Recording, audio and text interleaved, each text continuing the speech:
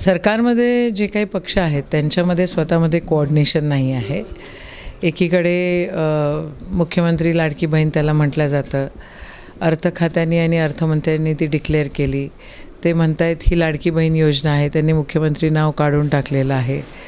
आणि भाजपचे जे उपमुख्यमंत्री आहेत ते म्हणतायत की आम्ही ती आणलेली आहेत. तर त्यांच्यामध्ये मोठा अभाव कोऑर्डिनेशनचा तिथे दिसतो आहे.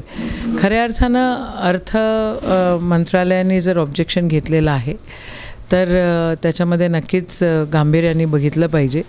महाराष्ट्राला आर्थिक तुटीच्या याच्यात तर नेत नाही आहे ना, आणि हा चुनावी जुमला तर नाही आहे ना, हे याच्याकडे नक्कीच या अँगलने बघितलं पाहिजे. एक चांगली भूमिका महिलांबाबत आम्ही घेतली असताना स्वागत करत सुद्धा महाविकास आघाडीचे लोक टीका करतात.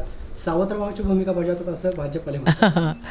असं काही नाही आहे. आम्ही सभागृहामध्ये त्यांना थँक्यू म्हटलंच, पण त्यांचं इम्प्लिमेंटेशनचा जो विषय आहे, आता अर्थ खातं आम्ही तर चालवत नाही. अर्थ खातं त्यांच्यातलाच एक पार्टनर त्यांचा चालवतो आहे. आणि अर्थ खात्याने जर ऑब्जेक्शन घेतलेलं आहे तर त्याच्यामध्ये काहीतरी तर आहे ना. म्हणजे आम्हाला असंच एवढंच वाटतं आहे की चुनावी जुमला हा नसावा, हा सातत्य ह्याच्यामध्ये असावं.